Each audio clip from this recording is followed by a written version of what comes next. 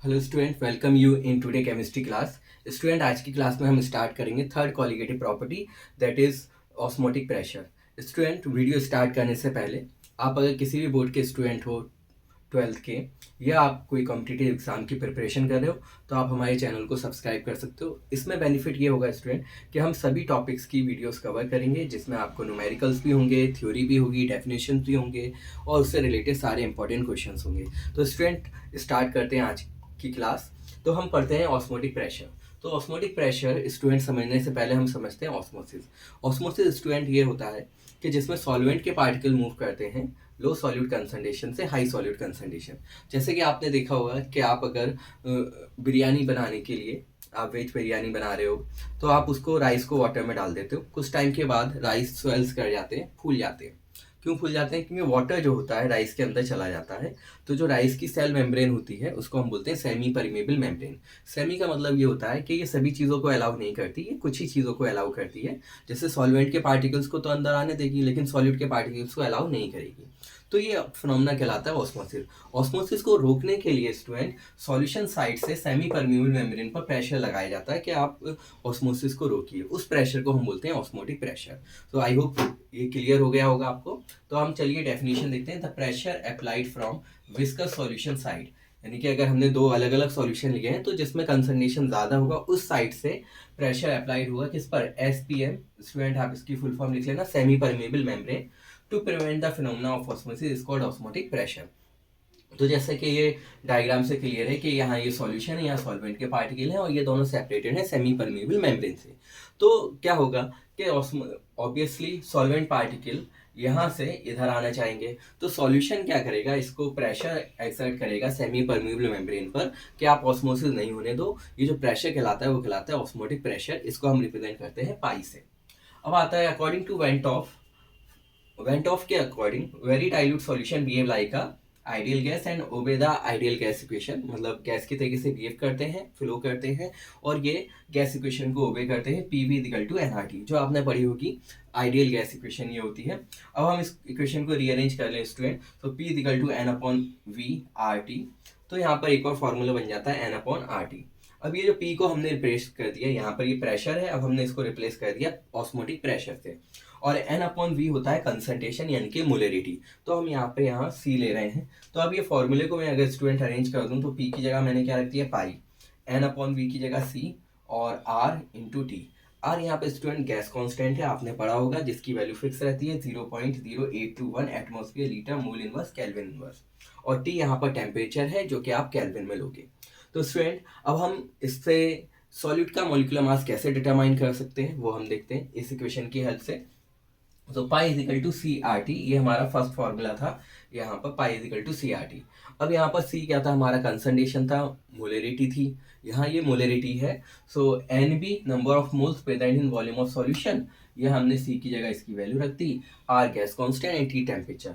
तो अब यहाँ पर पाई इज इक्वल टू हो जाएगा, अब हम एन बी की जगह रखते हैं W B upon M B into R into T into 1000 upon V S volume of solution in M L. तो अगर हम इसको रीअरेंज कर लेंगे स्टूडेंट, तो मॉलिक्यूलर मास का फॉर्मूला निकल कर आ जाएगा M B equal to W B into R into T into 1000 into pi into V S volume of solution. तो ये हमारे दो स्टूडेंट फॉर्मूले हैं जिस पर आपको याद करने हैं और क्वेश्चंस करने हैं। तो चलिए अब एक न्यूमेरिकल देखते हैं। ये कह रहे हैं if 1.71 gram sugar dissolve in 500 of aqueous solution at 300 kelvin.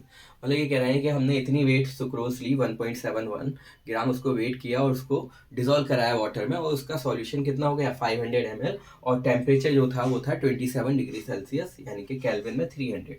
अब ये पूछ रहे हैं what is calculate osmotic pressure. तो हमें सबसे पहले स्टूडेंट हम लिखेंगे क्या क्या गिवन है। W B mass of solute given है 1/71। मॉलिक्यूलर मास हमें मालूम है, शुगर कौन सी यूज हुई है यहाँ पर? Sucrose C12H22O11। जो घर पर चीनी होती है स्टूडेंट उसको ही सुक्रोज बोलते हैं। उसका मॉलिक्यूलर मास आप जब कैलकुलेट करोगे तो आ जाएगा 342।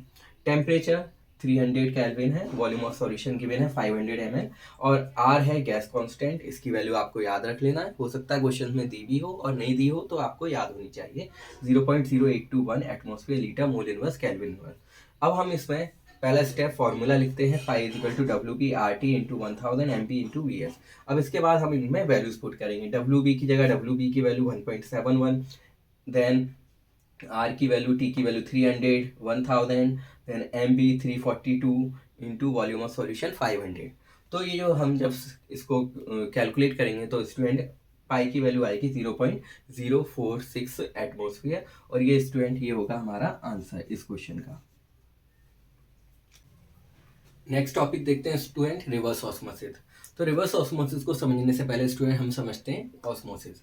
आपने स्टूडेंट देखा होगा कि कोई दाल को या चावलों को आप पानी में भीगने के लिए रख दो रात भर, तो सुबह उनका साइज़ बढ़ जाता है। तो क्यों बढ़ जाता है? क्योंकि उनके अंदर वाटर चला जाता है। तो जो राइस की या दाल की जो मेम्ब्रेन है वो वर्क करती है as a semi permeable membrane, और जो आप पानी ऐड करते हो उसमें वो सॉल्वेंट होता है, और जो आप देखते हो कि जो राइस है उसका कंसंट्रेशन अंदर ज़्यादा होता है, तो पानी क्या करता है, बाहर से अंदर आ जाता है। जैसे ये यहाँ पर मैंने एक रेसिन ली है, किशमिश को मैंने पानी में डाल दिया है, तो क्या होगा, ये एक नेचुरल प्रोसेस है कि पानी क्या होगा, बाहर से किशमिश के अंदर आएगा और पानी और जो किशमिश है वो फूल जाएगी। तो इसी प्रोसेस को स्टूडेंट बोलते हैं ऑस्मोसिस। ठीक है, यहाँ क्या हो रहा है, पानी बाहर से अंदर आ रहा है, तो इसको बोलते हैं एंडोऑस्मोसिस। अब यही अगर आपने देखा होगा, कुछ फ्रूट्स के ऊपर आप सॉल्ट डाल दो, जैसे कि आप पपीते के ऊपर सॉल्ट डाल दो, तो पपीते के ऊपर क्या होता है स्टूडेंट, पानी आ जाता है। गुआवा पे डाल दो तो गुआवा में पानी आ जाता है ना। तो वो क्यों आ जाता है? क्योंकि बाहर कंसंट्रेशन, जब आपने सॉल्ट डाला तो बाहर कंसंट्रेशन बढ़ गया। अब सेल को लगा कि बाहर कंसंट्रेशन ज़्यादा है और अंदर कम है, तो वाटर अपने आप मूव करने लगा अंदर से बाहर की तरफ, उसको बोलते हैं एक्सोऑस्मोसिस। ये तो स्टूडेंट थे नेचुरल प्रोसेस, क्योंकि यहाँ पर क्या हो रहा था, कंसंट्रेशन का डिफरेंस था।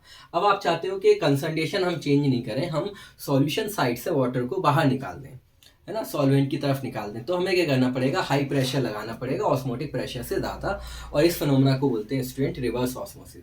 चलिए अब इस एग्जांपल से समझते हैं। तो पहले तो डेफिनेशन देख लेते हैं। मूवमेंट ऑफ सॉल्वेंट मॉलिक्यूल, यानी कि सॉल्वेंट मॉलिक्यूल्स का मूवमेंट होना फ्रॉम विस्कस सॉल्यूशन, मतलब जो गाढ़ा सॉल्यूशन है वहाँ से किसकी तरफ, डाइल्यूट सॉल्यूशन की तरफ, यानी कि जहाँ कंसंट्रेशन कम हो सॉल्यूट का। तो when we apply the higher pressure than the osmotic pressure, ये कब होगा, जब हम हाई प्रेशर लगाएं ऑस्मोटिक प्रेशर से। जैसे ये मैंने एक पिस्टन ली है और ये सॉल्यूशन है स्टूडेंट, और ये पिस्टन है, तो आपको मालूम है, और ये सेमी परमेबल मेम्ब्रेन है। अगर मैं नेचुरल कंडीशन की बात करूं तो वाटर यहाँ से मूव करेगा यहाँ पर सॉल्यूशन की साइड, और जो उस पर प्रेशर लग रहा होगा वो लग रहा होगा ऑस्मोटिक प्रेशर, है ना। अब जो है, अगर मैं इस पिस्टन पर प्रेशर लगा दूं तो क्या होगा कि वाटर के सॉल्वेंट के मॉलिक्यूल अब यहाँ से यहाँ मूव करने लगेंगे। क्यों मूव करने लगे? क्योंकि मैंने प्रेशर बढ़ाया, मैंने ज़्यादा प्रेशर लगाया देन द ऑस्मोटिक प्रेशर। इस पर जो प्रेशर लग रहा था स्टूडेंट, वो लग रहा था पाई। अब मैंने जो पिस्टन पर जो प्रेशर लगाया वो क्या था, वो ज़्यादा था as compared to osmotic pressure. तो जब ये मैंने पिस्टन पर ज़्यादा प्रेशर लगाया तो अब सॉल्वेंट के मॉलिक्यूल्स मूव करने लगे सॉल्यूशन से सॉल्वेंट की साइड। तो यही प्रोसेस कहलाता है रिवर्स ऑस्मोसिस स्टूडेंट, यानी कि आप क्या करते हो, सॉल्यूशन पर प्रेशर ज़्यादा लगाते हो जिससे कि सॉल्यूट के पार्टिकल रह जाते हैं, अब सॉल्वेंट के पार्टिकल मूव करने लगते हैं सॉल्यूशन साइड से सॉल्वेंट की साइड। जबकि ऑस्मोसिस में क्या होता है, सॉल्वेंट साइड से सॉल्यूशन की साइड जाते हैं। जैसे कि अब इसका मैं एक एग्जाम्पल देखता हूँ। आज की लाइफ में आप देखते हो RO, रिवर्स ऑस्मोसिस। RO जो लगते हैं ना, वाटर प्यूरिफायर RO, उसकी फुल फॉर्म होती है रिवर्स ऑस्मोसिस, यही होते हैं वो RO। तो उसमें क्या करते हो आप, जो वाटर का या टैंक का पानी है उसको आप पास कराते हो अलग अलग फिल्टर पेपर से। तो वो टैंक का वाटर जो है जिसमें इम्प्योरिटीज़ हैं वो वर्क कर रहा है एज अ सॉल्यूशन। अब उस सॉल्यूशन को आप पास कर रहे हो अलग अलग फिल्टर पेपर से, तो क्या हो रहा है कि फिल्टर पेपर इम्प्योरिटीज़ को तो रोक ले रहे हैं, सॉल्यूट के पार्टिकल को, ओनली किसको अलाउ कर रहे हैं, सॉल्वेंट के, कि आप बाहर निकलो। तो कब हो रहा है, जब हम प्रेशर उस पर ज़्यादा दे रहे हैं। ठीक है, तो सॉल्वेंट के पार्टिकल्स क्या करें, सॉल्यूशन में सॉल्वेंट के पार्टिकल तो जाएंगे बाहर, लेकिन इम्प्योरिटीज़ रह जाएंगी फिल्टर पेपर पे, और हमारा वाटर जो होगा वो प्यूरिफाई हो जाएगा। तो इसका आजकल स्टूडेंट यूज़ होता है डिसैलिनेशन ऑफ सी वाटर, जो कि इसकी बहुत ही इंपॉर्टेंट एप्लीकेशन है। Desalination of sea water is a major application of reverse osmosis, यानी कि RO की मोस्ट इंपॉर्टेंट जो मेजर एप्लीकेशन है वो है reverse means desalination of sea water. अब डिसैलिनेशन ऑफ सी वाटर का स्टूडेंट मीनिंग है conversion of sea water into drinking water. अगर आपसे डेफिनेशन पूछता है what is desalination of sea water, तो conversion of sea water into drinking water. आपको मालूम है सी वाटर बहुत ज़्यादा सॉल्टी होता है, उसको अगर हम ड्रिंक करेंगे तो हमें उतनी ज़्यादा प्यास लगेगी, हमारी थर्स्ट सेटिस्फाई नहीं होगी, क्योंकि बाहर जो हम वाटर ले रहे हैं उसका कंसंट्रेशन ज़्यादा है। अब वो हमारी बॉडी में जाएगा, जो हमारी बॉडी की सेल से उनका कंसंट्रेशन हो जाएगा कम, उसके कम रेस्पेक्ट में, तो हमारी बॉडी की सेल से वाटर बाहर जाने लगेगा और वो श्रिंक होने लगेंगी, तो वो भी हार्मफुल होगा। तो conversion of sea water into the drinking water is called desalination of sea water. अब स्टूडेंट ये जो हमने प्रीवियस लेक्चर देखा था कि ऑस्मोटिक प्रेशर, तो ये ऑस्मोटिक प्रेशर जो है वो कौन से मेथड से हम मेजर करते हैं, तो उसका आप नाम याद रखोगे, Berkeley and Hartley method. Objective में आ जाता है कॉम्पिटिटिव में कि कौन से मेथड से हम ऑस्मोटिक प्रेशर को मेजर करते हैं, तो आप ये नाम लिखोगे। अब इसमें स्टूडेंट थ्री टर्म्स हमें पढ़नी है, हाइपोटोनिक, हाइपोटोनिक एंड आइसोटोनिक। तो देखो यहाँ पर ये दो सॉल्यूशन रखे हैं, एक का कंसंट्रेशन C1 है, एक का कंसंट्रेशन C2 है, ठीक है। इसको मैंने ए सॉल्यूशन कह दिया, इसको मैंने बी कह दिया, और दोनों सेपरेटेड है सेमी परमीबल मेम्ब्रेन से। अब सपोज ये देख लो कि C1 का कंसंट्रेशन अगर ज़्यादा है C2 से, तो जो सॉल्यूशन जिसका कंसंट्रेशन ज़्यादा होता है उसको स्टूडेंट हम बोलते हैं हाइपरटोनिक, और जिसका कंसंट्रेशन कम होता है, जो कि डाइल्यूट होता है विद रेस्पेक्ट टू अदर, उसको बोलते हैं हम हाइपोटोनिक। तो अगर ऑस्मोसिस अगर होगी स्टूडेंट, तो किस डायरेक्शन में होगी, हाइपोटोनिक से हाइपरटोनिक, यानी कि सॉल्वेंट मॉलिक्यूल यहाँ से मूव करेंगे, क्योंकि यहाँ सॉल्यूट कंसंट्रेशन कम है, यहाँ सॉल्यूट कंसंट्रेशन ज़्यादा है, तो ऑस्मोसिस इस डायरेक्शन से होगी, बी से ए की तरफ होगी, ठीक है। अब आइसोटोनिक क्या होते हैं, जब दो सॉल्यूशन में लूँ ए और बी और दोनों का कंसंट्रेशन सेम हो जाए, यानी C1 concentration is equal to the C2 concentration, तो स्टूडेंट क्या उस कंडीशन में क्या ऑस्मोसिस होगी, नहीं होगी, तो ऐसे सॉल्यूशन कहलाएंगे आइसोटोनिक। इनमें ऑस्मोटिक प्रेशर भी सेम होगा, मतलब जो ये सॉल्यूशन ऑस्मोटिक प्रेशर लगा रहा होगा वही सेम ऑस्मोटिक प्रेशर बी लगा रहा होगा सेमी परमीबल मेम्ब्रेन पर। तो ये थ्री टर्म्स है, ऐसा सॉल्यूशन जिसका कंसंट्रेशन ज़्यादा होता है वो कहलाते हैं हाइपरटोनिक, और जिसका कम होता है वो कहलाते हैं हाइपोटोनिक, और जब सेम हो जाता है तो उसको बोलते हैं आइसोटोनिक। तो ये थे यहाँ तक की लेक्चर इस टॉपिक का। अब हम देखते हैं कुछ क्वेश्चंस बेस्ड ऑन दिस। पहला आता है इक्विमोलर सॉल्यूशन में नॉट बी आइसोटोनिक। क्या हम ये कह सकते हैं कि इक्विमोलर जो सॉल्यूशन है वो आइसोटोनिक होते हैं, मतलब मैंने ये कहा कि 0.1 मोल्स मैंने लिए, इक्विमोलर का मतलब जब मोल्स इक्वल हो, 0.1 मोल्स मैंने लिए शुगर के यानी कि सुक्रोज के, और मैं 0.1 मोल्स लेता हूँ यूरिया के। तो आपको मालूम है सुक्रोज और यूरिया दोनों ही नॉन इलेक्ट्रोलाइट हैं, तो इस कंडीशन में तो ये जो सॉल्यूशन है वो आइसोटोनिक होगा। अगर मैं यहीं ये दो सॉल्यूशन ले लूँ, 0.1 मोल्स NaCl के और स्टूडेंट 0.1 मोल्स में ले लूँ CaCl2 के, तो आप देखो CaCl2 और NaCl क्या है, इलेक्ट्रोलाइट है, तो किसमें पार्टिकल ज़्यादा है, इसमें। तो इलेक्ट्रोलाइट के केस में स्टूडेंट ये जो आइसोटोनिक सॉल्यूशन है वो इक्विमोलर नहीं होंगे, क्योंकि पार्टिकल्स डिफरेंस है, यहाँ 2 पार्टिकल हैं, यहाँ ये 3 पार्टिकल दे रहा है। लेकिन अगर नॉन इलेक्ट्रोलाइट वो सब्सटेंस होते हैं जो इलेक्ट्रिसिटी कंडक्ट नहीं करते वाटर में, सुक्रोज और यूरिया, तो ये आइसोटोनिक होंगे, मतलब ये ऑस्मोसिस नहीं करेंगे। दूसरा क्वेश्चन आता है what happens if the blood cells kept in the water. जैसे यहाँ पर मैंने रेसिन ली थी, ऐसी में कोई रेड ब्लड सेल को मैं वाटर में रख दूँ तो क्या होगा, आपको मालूम है नॉर्मली सेल का जो साइज है वो बढ़ जाएगा, क्योंकि वाटर उसके अंदर एंटर कर जाएगा। तो आप ये लिख दोगे the size of the blood cell increases due to the endosmosis, यानी कि अंदर की तरफ ऑस्मोसिस हो रही है, यानी बाहर से वाटर एंटर कर रहा है अंदर की तरफ। इसमें क्या हो रहा था, अंदर से बाहर की तरफ कर रहा था, तो वो कहलाती है exosmosis. A person suffering from high blood pressure is advise to take less common salt. ये तो बहुत जनरली क्वेश्चन होता है, आजकल बीपी का ज़्यादा प्रॉब्लम आ रहा है ओल्ड एज में वगैरह में, तो उन लोगों को बोला जाता है जिनका हाई ब्लड प्रेशर रहता है कि आप सॉल्ट कम लीजिए। अब इसके पीछे का रीज़न मैं आपको बताता हूँ, डॉक्टर्स ने नहीं बताया होगा। वो इसलिए बोलते हैं क्योंकि अगर हम बाहर सॉल्ट अगर ज़्यादा लेंगे तो कंसंट्रेशन हमारी सेल्स मतलब बॉडी का बढ़ जाएगा with respect to the sales.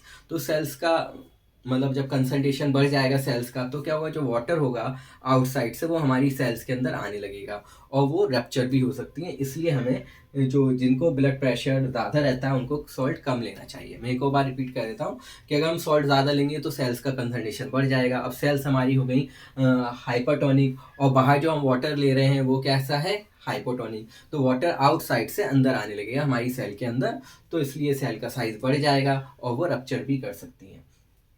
Third, osmotic pressure method is good for determine the molecular mass of the protein. Next question, तो ये कह रहे हैं कि जो हमने जो 3-4 क्वालिटेटिव प्रॉपर्टी पढ़ी हैं, relative lowering in vapour pressure, elevation in boiling point, depression in freezing point और ऑस्मोटिक प्रेशर, है ना, इन सब में ये ऑस्मोटिक प्रेशर मेथड क्यों अच्छा होता है मॉलिक्यूलर मास प्रोटीन का निकालने के लिए, जो हमने एमबी निकाला था वो स्टूडेंट इसलिए होता है क्योंकि आपने देखा एलिवेशन इन बॉइलिंग पॉइंट और डिप्रेशन इन फ्रीजिंग पॉइंट में आप टेम्परेचर को चेंज कर रहे हो, यानी कि अगर आप एलिवेशन इन बॉइलिंग पॉइंट ले रहे हो तो आप टेम्परेचर बढ़ाओगे, तो हो सकता है हाई टेम्परेचर पे प्रोटीन क्या होते हैं, डीनेचर्ड हो जाते हैं, इसलिए हम उनका मॉलिक्यूलर मास कैलकुलेट नहीं कर पाते। इसलिए स्टूडेंट ऑस्मोटिक प्रेशर में हमें हीट करने की और फ्रीज करने की कोई ज़रूरत ही नहीं पड़ती, इसलिए ये मेथड बेस्ट होता है for determining the molecular mass of the protein.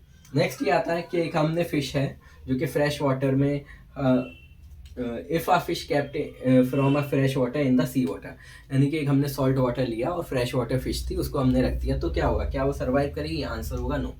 क्यों? क्योंकि फ्रेश वाटर में थी तो उसकी बॉडी का कंसंट्रेशन, जो बॉडी सेल्स थी उसका कम था। अब जब आपने उसमें रख दिया सी वाटर में, तो सी वाटर में तो सॉल्ट ज़्यादा होता है, अब कंसंट्रेशन बाहर जहाँ फिश रह रही है वहाँ ज़्यादा है और उसकी बॉडी सेल्स का कम है, तो क्या होगा कि उस फिश की सेल से ब्लड मतलब जो वाटर है वो बाहर जाने लगेगा और उसकी सेल्स जो है वो श्रिंक करने लगेंगी, वो सर्वाइव नहीं कर पाएगी। ऐसे इसका उल्टा भी कर सकते हो कि आप कोई सी से कोई एक फ़िश ले आए और उसको आपने फ्रेश वाटर यानी कि एक्वेरियम में रख दिया, तो क्या होगा कि जहाँ फ़िश रह रही थी वहाँ सॉल्ट ज़्यादा था, तो उसका कंसंट्रेशन ज़्यादा था। तो अब जब वाटर में डाला तो उसका कंसंट्रेशन अब क्या है, कम है, तो वाटर बाहर से अंदर आने लगेगा, यानी कि फ़िश की सेल्स स्वेल्स करने लगेंगी और वो रप्चर हो जाएंगी और उसकी डेथ हो जाएगी। एक और चीज़ मैं बताता हूँ स्टूडेंट, आपने देखा होगा कि जब हम कोई इंजेक्शंस होते हैं सॉलिड बॉटल्स में आते हैं, उनमें हम क्या करते हैं, एक सैलाइन वाटर देते हैं, है ना? तो कंपाउंडर क्या करता है, पहले सिरिंज से वो सैलाइन वाटर ले लेगा, फिर उस इंजेक्शन में डालेगा, उसको मिक्स करेगा और फिर हमारी बॉडी में इंजेक्ट करता है। तो वो जो वाटर होता है स्टूडेंट, वो सैलाइन वाटर होता है, वो डिस्टिल वाटर या प्यूरिफाई वाटर नहीं होता। उसका कंसंट्रेशन हमारी बॉडी के कंसंट्रेशन के सेम होता है, यानी कि 0.96 समथिंग होता है, जो कि हमारी बॉडी का भी उतना है। तो इसलिए जो हम लिक्विड जो इंजेक्ट कर रहे हैं इंजेक्शन की फॉर्म में, तो उसका कंसंट्रेशन और हमारी बॉडी का कंसंट्रेशन, जो सेल्स हैं उनका कंसंट्रेशन सेम होना चाहिए, जिससे कि ना तो हमारी जो एरिया है उसकी सेल्स स्वेल्स करेंगी, ना तो रप्चर करेंगी, ना वो श्रिंक करेंगी। इसलिए तो स्टूडेंट आप इसका स्क्रीनशॉट ले लो, नोट्स बनाइए।